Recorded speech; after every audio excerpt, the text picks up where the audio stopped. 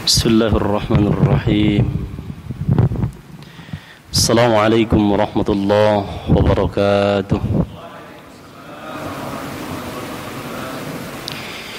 Alhamdulillahi rabbil alamin wa bihi nasta'inu ala umuri dunya waddin. Wassalatu wassalamu ala asrafil anbiya'i wal mursalin sayyidina Muhammadin wa ala alihi wa sahbihi rasulillahi ajma'in. Asyhadu an la ilaha illallah wa asyhadu anna Muhammadar Rasulullah. Allahumma salli ala Muhammad wa ala ali Muhammad.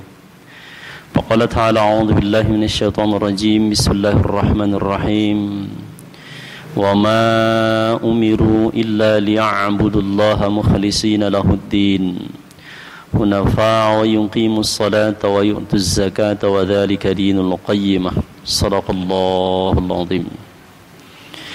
Segala puji milik Allah Subhanahu wa taala, senantiasa kita bersyukur kepadanya. Kita ucapkan alhamdulillahirabbil alamin pada kesempatan malam hari yang berbahagia ini. Dengan izin Allah Subhanahu wa taala kita bisa hadir untuk bermuajahah, bersilaturahim, terutama untuk berubudiyah kepadanya. Mudah-mudahan aktivitas ibadah yang kita lakukan, salat maghrib berjamaah, kita lanjutkan dengan majelis ilmu, dan insyaallah nanti kita lanjutkan dengan salat isya berjamaah. Semua aktivitas ini dinilai oleh Allah Subhanahu wa taala dengan pahala yang berlipat ganda insyaallah. Amin ya rabbal alamin. Salawat dan salam pada Rasulullah sallallahu alaihi wasallam. Allahumma salli ala Muhammad wa ala ali Muhammad. Assalamu alayka ya Rasulullah. Assalamu alayka ya Habiballah. Harapan kita dengan rajinnya bersalawat, bersalam pada Rasulullah sallallahu alaihi wasallam, kelak di yaumil akhir, di yaumil mahsyar, kita mendapatkan syafaat daripada beliau yang mulia. Selamat kita di yaumil mahsyar, selamat di yaumil mizan, selamat kita di yaumil jaza, di yaumil hisab, selamat di titian siratal mustaqim. Dihantarkan kita ke surganya Allah Subhanahu wa taala, surga termulia tertinggi Jannatul Firdaus insyaallah. Amin ya rabbal alamin. Hadirin jamaah yang dirahmati Allah Subhanahu wa taala, merasa tersanjung bisa kembali bersama dengan jamaah. Sudah setahun ya. Sudah setahun. Saya merasa bahagia, dan setelah sampai di masjid ini, wah gitu. Setahun yang lalu belum seperti ini. Ini luar biasa ya. Mudah-mudahan senantiasa apa yang diberikan oleh jamaah menjadi sedekah jariyah ya untuk masjid yang mulia ini. Saya lihat perkembangannya sangat luar biasa. Mudah-mudahan semua aktivitas di masjid ini berjalan dengan lancar insyaallah. Amin ya rabbal alamin. Atau memang kalau ke sini enggak sampai Covid ya. Insyaallah. Jamaah hadirin yang dirahmati Allah Subhanahu wa taala. Pada pertemuan di tahun-tahun sebelumnya kita mencoba tentang fikih ibadah, lalu kemudian terakhir itu fikih munakahat. Saya coba untuk kesempatan ini mungkin di satu semester ini dengan kitab Riyadhus Shalihin ya karangan Imam Nawawi rahimahullah. Di sini adalah kumpulan hadis-hadis sahih yang menjadi acuan buat kita baik dalam beribadah juga dalam akhlak keseharian. Bagaimana para sahabat ada masalah lalu kemudian dituntaskan dengan penuturan hadis-hadis Rasulullah sallallahu alaihi wasallam. Dan saya yakin ini akan ketemu di dalam kehidupan kita sehari-hari. Maka alangkah baiknya mungkin ini sederhana ya, kumpulan-kumpulan hadis sahih dari Rasulullah sallallahu alaihi wasallam. Insyaallah sampai mana nanti selesai satu jilid ini, masih ada lagi jilid yang berikutnya. Ya, insyaallah. Jamaah hadirin yang dirahmati Allah Subhanahu wa taala. Kita mulai dari bab awal tentang ikhlas dan niat dalam segala bentuk kehidupan. Ikhlas dan niat itu tak bisa dipisahkan. Dan muaranya, tempatnya memang ada di dalam qalb, di dalam hati. Ikhlas itu tak bisa dibuat-buat. Memang dia pancaran dari dalam hati. Begitu juga niat itu muaranya di hati. Maka satu kumpulan. Ikhlas itu tidak terlihat dari cara ngomong seseorang. Ya. Dibuat-buat ikhlas gitu. Saya ikhlas ini. Tapi giginya rapat. Ikhlas saya ini. Tak juga. Jamaah hadirin yang dirahmati Allah Subhanahu wa taala. Sebelum kita lihat hadis-hadis Rasulullah sallallahu alaihi wasallam tentang ini, ayat yang populer kita dengar, mungkin ini sering juga dibaca oleh imam kita dalam surat Al-Bayyinah, tentang landasan berfikir kenapa mesti ikhlas. Ya.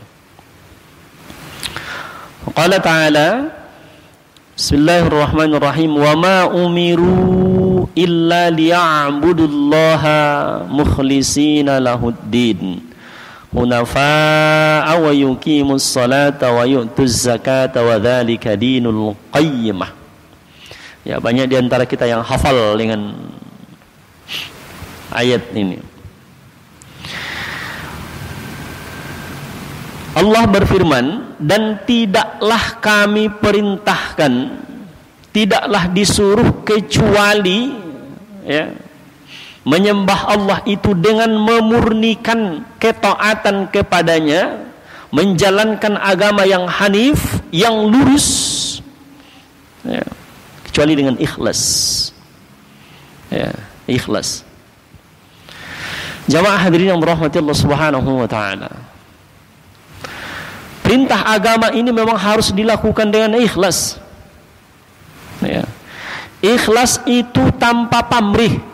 Ikhlas itu tidak meminta balasan kecuali hanya Allah Subhanahu wa taala yang akan membalasnya. Bahkan kalau sudah sampai ke tingkat tinggi, tingkat ikhlas itu, malaikat pun tak sampai mencapainya ya. Hanya diri seseorang dengan Allah Subhanahu wa ta'ala. Jamaah hadirin yang dirahmati Allah Subhanahu wa ta'ala, kita perlebar sedikit kajian hal ini, mengambil contoh sederhana tentang ikhlas. Misalkan tentang sedekah itu mesti ikhlas. Dari rezeki yang diberikan oleh Allah, misalkan 100.000 rupiah, kalau kita ukurkan dengan ukuran zakat, itu harus dikeluarkan 2,5%. Tapi memang mesti harus satu nisab, 90 gram emas. Itu kalau 90 sekarang 2.500.000. Itu banyak itu. Berarti kalau 100.000 belum masuk satu nisab, dan harus dikumpulkan 1 tahun. Yang ingin saya maksudkan apa? Mengambil contoh dengan ini. Dari 100.000 keluarkan 2.500. Dari 1 juta mesti dikeluarkan 25.000 rupiah. Dan selanjutnya dan selanjutnya. Seandainya saya bekerja pukul 8 sampai pukul 12 siang, istirahatnya sholat duha pukul 9. Lalu berapa ujrah yang saya dapatkan? 70.000 rupiah. misalkan seperti itu, belajar tentang ikhlas. Ya, 70.000 rupiah. 70.000. Pertanyaan saya, ketika pukul 12 siang, peng, dikasih ujrah, dikasih gaji 70.000. Karena perjanjiannya seperti itu. Dari pukul 8 sampai pukul 12, lalu kemudian istirahat pukul 9 untuk sholat duha. Pertanyaannya, halal enggak saya terima gaji 70.000 ini? Halo? Halal tidak? Gimana Pak? Sebahagian? Kenapa sebahagian? Pertanyaan saya, halal enggak saya terima gaji? Halal, insyaallah. Karena perjanjiannya seperti itu. Saya tak ada malas-malasan, sesuai dengan porsi yang saya bisa lakukan, berkeringat. Gajinya 70.000. Halal, terima gaji. Alhamdulillah, terima gaji. Sebelum sampai ke rumah, saya singgah di kedai jualan ikan mas. Berapa sekilo bang ikan masnya? 70.000 Ustaz. Baik, berapa sekarang? 35 ya.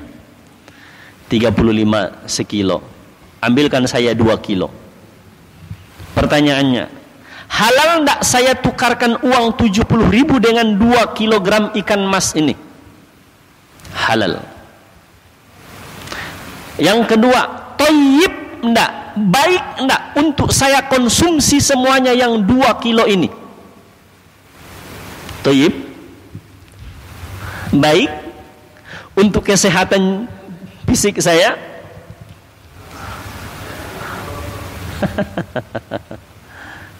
Kita mau belajar ikhlas. Karena ikhlas itu ada di sini. Ya. Ada masalah?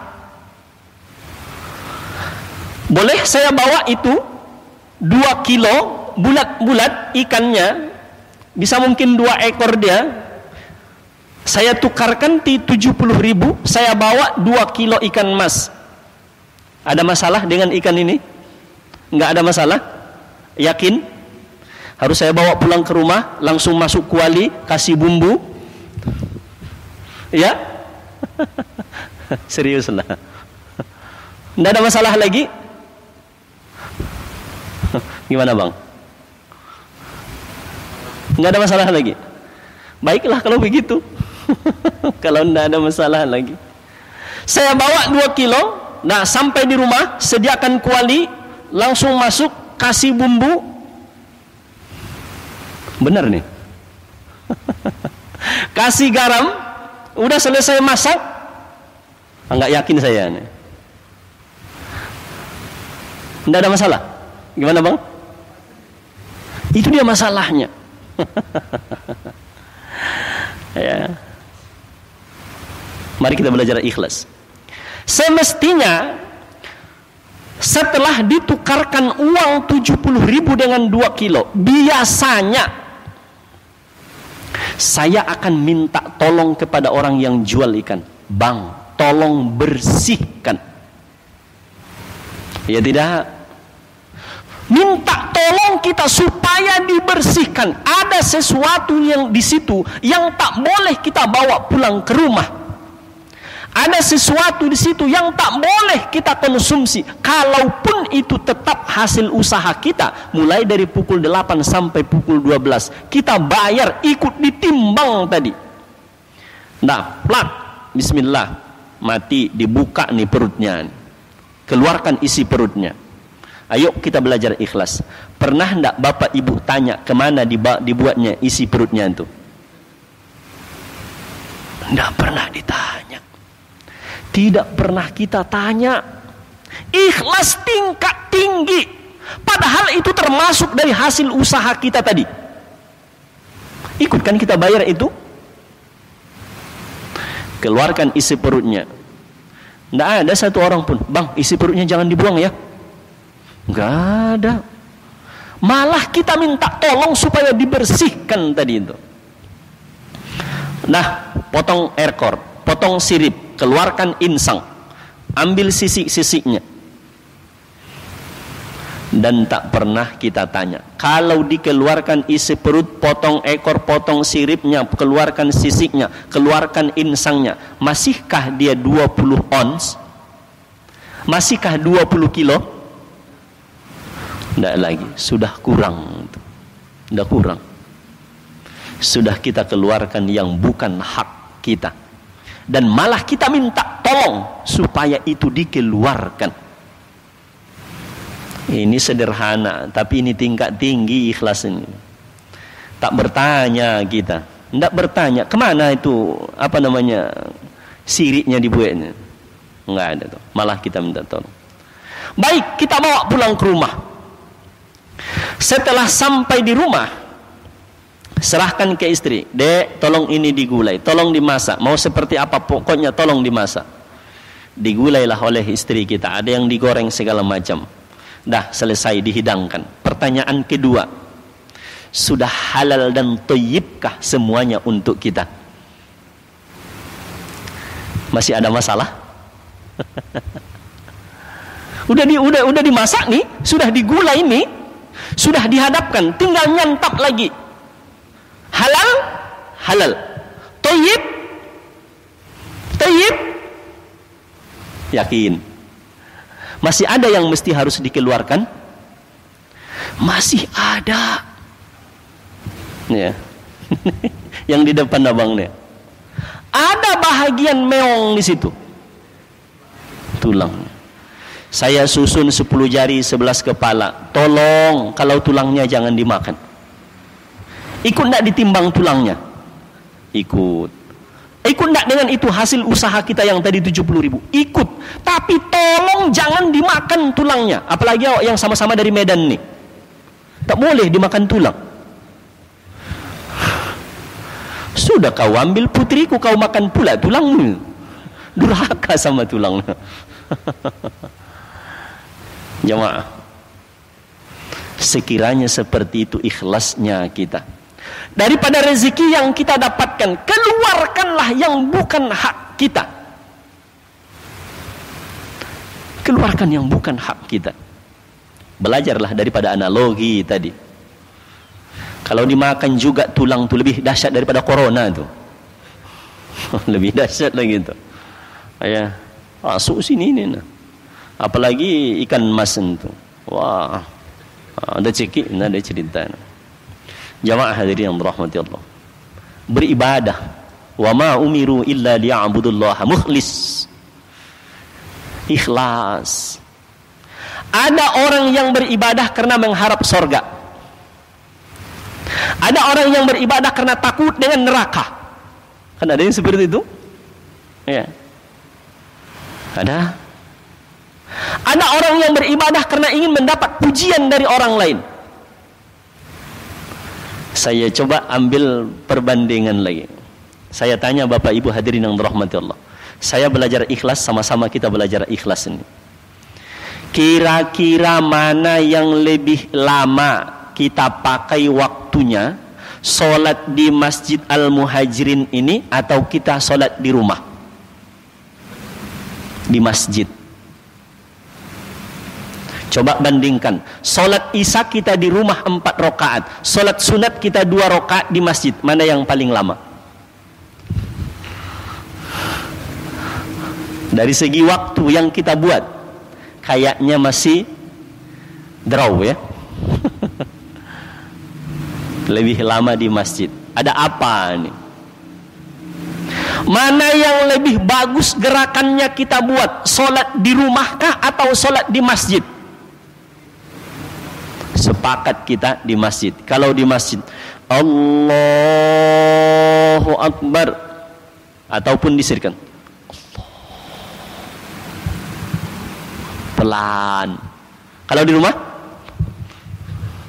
cepat. Ada apa ini?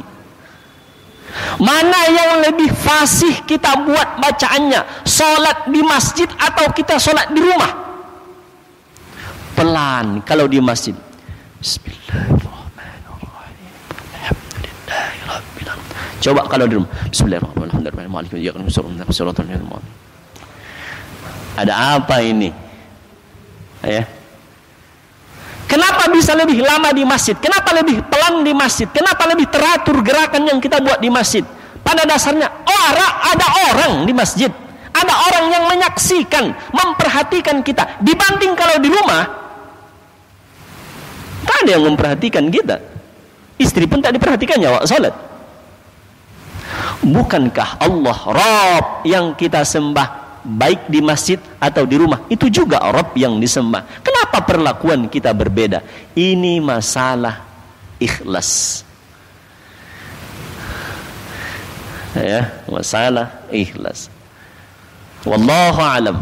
Apakah saya beribadah karena dilihat orang lain, maka saya baik-baik beribadahnya? Ketika orang lain tak ada menyaksikan, maka saya cepat-cepat ibadahnya. Maka dikembalikan lagi kepada hati orang yang beribadah. Jamaah hadirin yang dirahmati Allah Subhanahu wa taala. Lihat surat Ali Imran ayat 29. Qul in tukhfu ma fi sudurikum aw tubduhu ya'lamuhu Allah. Katakanlah, jika kamu menyembunyikan apa yang ada di dalam hatimu atau kamu menampakkannya, pasti Allah mengetahuinya. Ya, pasti Allah memperhatikannya. Jamaah hadirin yang dirahmati Allah Subhanahu wa taala. Ikhlas. Datang ke masjid ikhlas. Ya. Di rumah ikhlas, bekerja ikhlas, memberikan nafkah kepada keluarga ikhlas. Mesti memang ikhlas. Ya, ikhlas. Kalau tak ikhlas, 2 kali kena. Sudahlah capek, tidak mendapatkan pahala. Jamaah hadirin yang dirahmati Allah Subhanahu wa taala. Kita lihat hadis-hadis Rasulullah sallallahu alaihi wasallam tentang ikhlas ini. Bismillahirrahmanirrahim.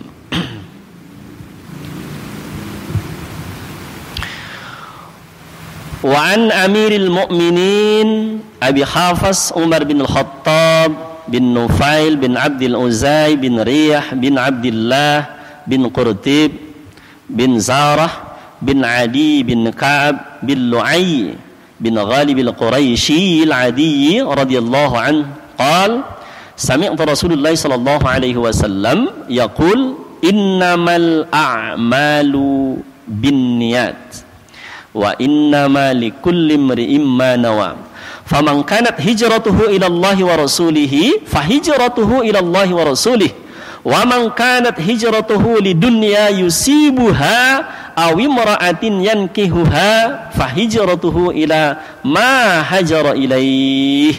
Muttafaqun alaih. Hadis ini, inti hadis ini sudah sering nih kita dengar. Lancar kita menyampaikan kepada orang. Innamal a'malu binniyat. Jamaah hadirin yang dirahmati Allah. Kalau kita lihat asbabul wurud, kalau sebab-sebab dikeluarkan hadis namanya asbabul wurud. Kalau sebab-sebab diturunkan ayat, itu namanya asbabun nuzul, sebab-sebab diturunkan ayat. Kalau sebab-sebab disampaikan oleh Rasulullah sallallahu alaihi wasallam hadis, maka disebut dengan asbabul wurud. Lalu apa asbabul wurud daripada hadis ini? Jadi jamaah hadirin yang dirahmati Allah Subhanahu wa taala, ya. Ketika Rasulullah sallallahu alaihi wasallam hijrah bersama dengan para sahabat dahulu, ternyata ada di antara sahabat itu yang hijrah bukan karena Allah, bukan karena Rasul. Ya. Ada yang hijrah karena ceweknya berangkat ke Madinah. Ini hijrah. Ada yang karena ingin mencari harta. Ada. Jadi ada seseorang di antara para sahabat itu yang diadukan oleh sahabat yang lain. Wahai Rasulullah, beliau itu berangkat bukan karena Allah dan bukan karena engkau wahai Rasulullah, tetapi karena ingin mencari istri. Memang orang-orang Ansor itu, orang-orang Madinah itu yang dipersaudarakan oleh Rasulullah, Muhajirin dengan Ansor itu luar biasa. Lebih lagi daripada ikatan nasab, lebih lagi ikatan tali persaudaraan, persaudaraan antara Muhajirin dengan Ansor itu. Ini kan orang-orang Muhajirin semua di sini yang hadir ini, ya?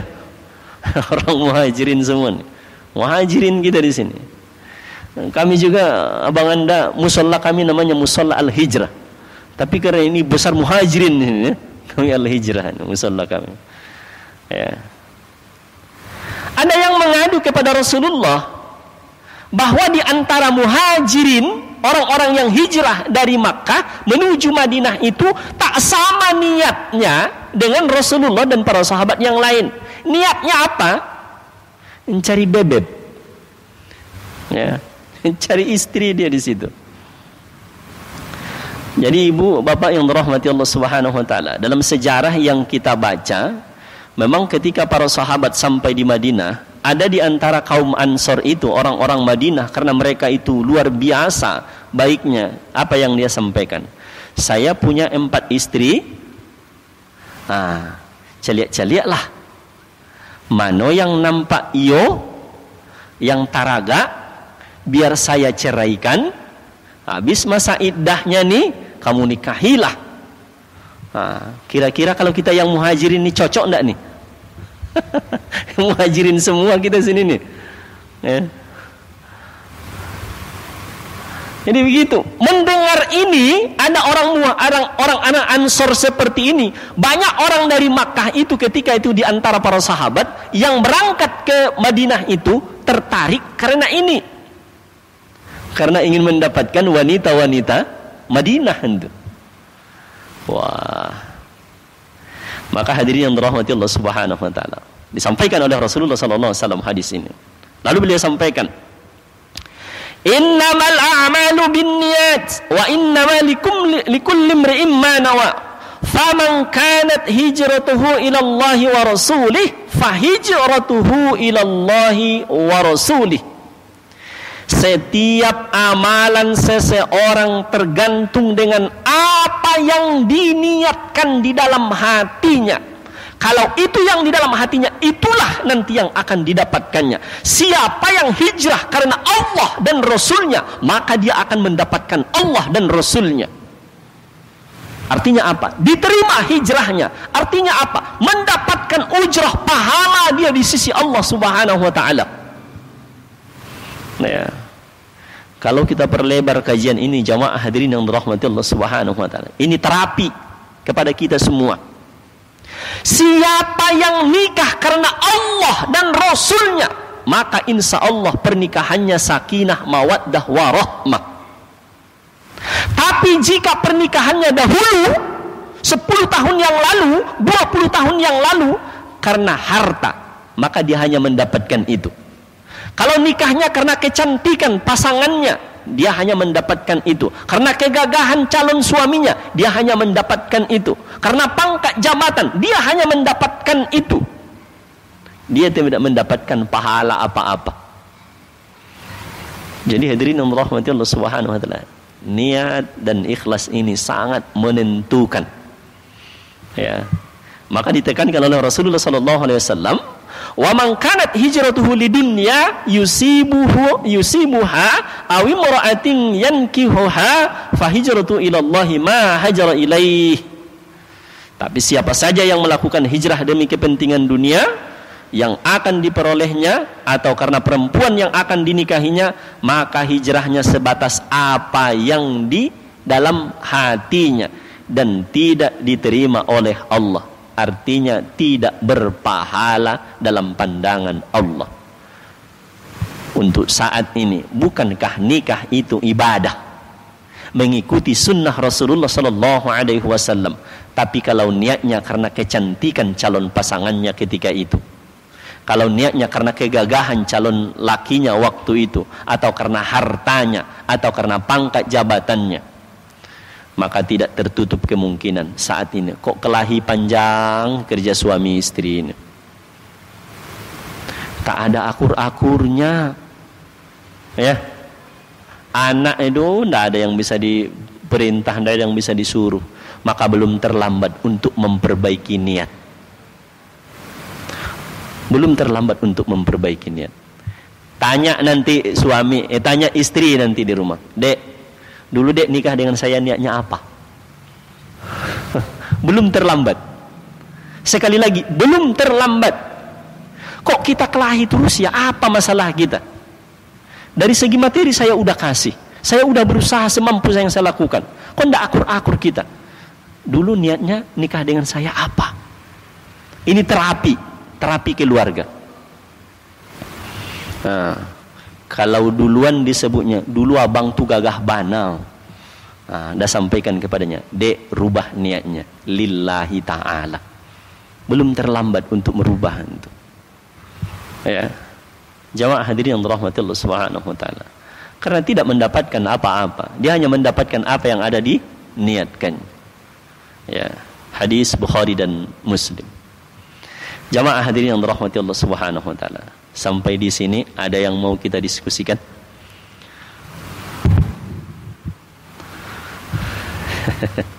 Silahkan kalau mau ada yang ditanya, tapi seperti tahun-tahun sebelumnya, pertanyaan tak boleh yang sulit-sulit. Ya. Tentang niat itu ada di hati, ya. Niat itu bukan di peci, bukan di baju yang dipakai, ya. Ikhlas itu bukan di baju yang dipakai, bukan di kain sarung yang dipakai, tetapi dia ada di dalam hati, ya. Kita tidak bisa menilai. Ya, silakan.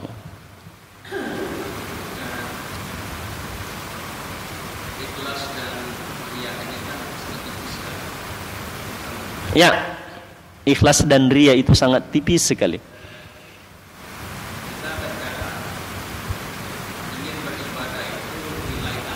Ya, lillahi ta'ala, iya.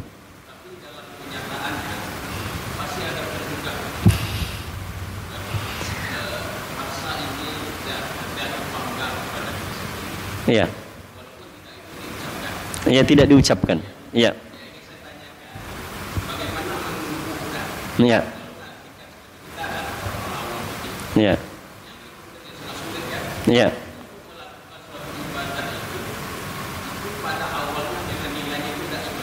Iya. Baik. Jamaah hadirin yang dirahmati Allah Subhanahu wa taala. Kembali kepada yang tadi. Antara ikhlas dengan ria itu, kalau kita tidak jeli atau tidak merasakan hakikatnya, terkadang kita sudah terjebur ya ke dalam ria itu. Maka setelah surat Al-Fatihah, surat yang kedua itu surat Al-Baqarah. Surat Al-Baqarah. Jamaah hadirin yang dirahmati Allah Subhanahu wa taala. Di dalam Al-Qur'an, Al-Baqarah itu menjadi pelajaran tentang tauhid, tentang ikhlas ini. Al-Baqarah itu artinya sapi betina. Sebelum ke yang abang sampaikan, sapi betina. Di dalam perut sapi betina itu ada darah, ada kotoran, ada susu. Kita belajar ikhlas ini, memilah nih. Ya. Lalu tiga zat ini di dalam perut sapi betina ini tidak saling melampaui, tidak bercampur dia. Lalu kemudian ketika kita keluarkan susu, darah, kotoran, ini nanti supaya ibadah itu supaya ikhlas, ya. Susu, darah, kotoran. Pertanyaan saya, ketika susu ini saja ditawarkan ke abang, kepada kita semua, kira-kira terima enggak? Halo. Terima tidak? Kalau susu saja, tidak tercampur dengan ini, tidak campur dengan ini. Kalau ini, terima. Kenapa terima?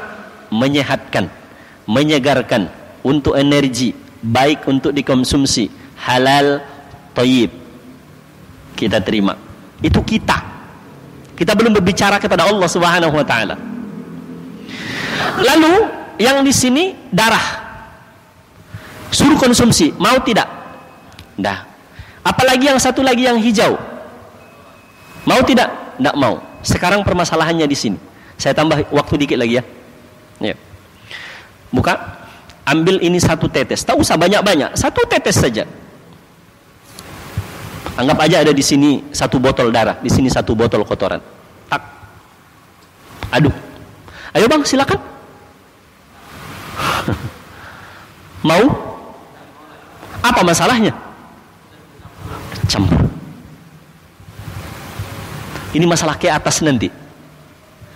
1 tetes tak mau. Jangan-jangan kalau separuh baru mau dia. Ambil separuh. Ya, jadi merah putih dia. Ya. Oh, yang tadi putih, sekarang udah putih lagi. Masih mau? Jangankan setengah, 1 tetes saja, gak mau. Oke, kalau yang merah gak mau, coba yang hijau. Campur dengan susu murni tadi. Mau? Gak mau. Kita coba percobaan yang kedua, separuh. Mau? Jangankan untuk mau, ini kelahi dibuatnya. Silakan Pak, udah saya campur yang merah, silakan. Saya campur yang hijau, silakan. Ini penghinaan. Penghinaan. Hadirin yang dirahmati Allah. Saya belajar tentang ikhlas. Sama-sama kita belajar tentang ikhlas. Surah Al-Baqarah sudah sering kita baca. Ambil pelajaran dari sana. Kita saja ditawari tak mau ketika bercampur 1 tetes darah, ketika bercampur 1 tetes kotoran dengan ini, tak mau kita. Bayangkan ibadah yang kita lakukan bercampur dengan ujub, sombong, bercampur dengan riya, Allah tak terima ibadah kita. Itu masalahnya. Apa sih kurangnya ibadahnya setan waktu itu? 7.000 tahun beribadah mengabdi kepada Allah, tetapi ketika dia sombong, gugur semuanya. Apa kata iblis kepada Allah? Ya, saya lebih baik daripada Adam. Ya, saya diciptakan daripada api. Ya, dan dia diciptakan dari tanah. Jamaah hadirin yang dirahmati Allah Subhanahu wa taala. Sama-sama kita belajar. Jangan sampai kita pernah merendahkan ibadah orang lain. Merasa lebih soleh. Jangan. Kalau ada di antara saudara-saudara kita di antara jamaah ini yang tidak pernah datang ke Masjid Al-Muhajirin, jangan coba-coba dinilai ibadahnya. Jangan-jangan bukan di sini sholat dia. Enggak tahu kita orang lain seperti apa ibadah orang lain di malam hari. Jangan-jangan 100 rakaat tahajudnya kita enggak tahu.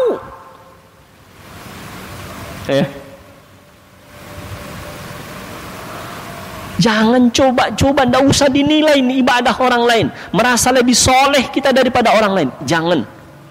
Ya. Apalah nih, enggak berjenggot nih. Ini kan? Dicaliaknya Sarawak, iya kan? Saya pernah digitukan.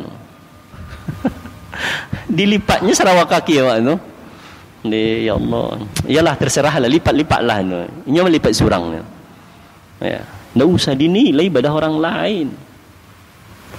Masalah isbal itu. Abu Bakar juga di bawah mata kaki jubahnya. Ya. Jamaah hadirin yang dirahmati Allah Subhanahu wa taala. Ketika kita merasa lebih daripada orang lain, disitulah muncul riya itu. Maka apa yang harus kita lakukan?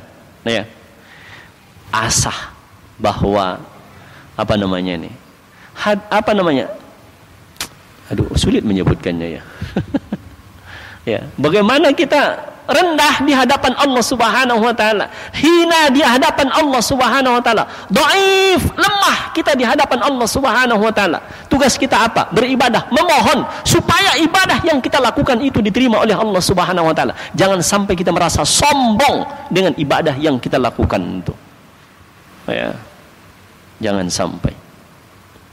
Jamaah hadirin yang dirahmati Allah, dan itu pelajaran berat. Melakukannya berat.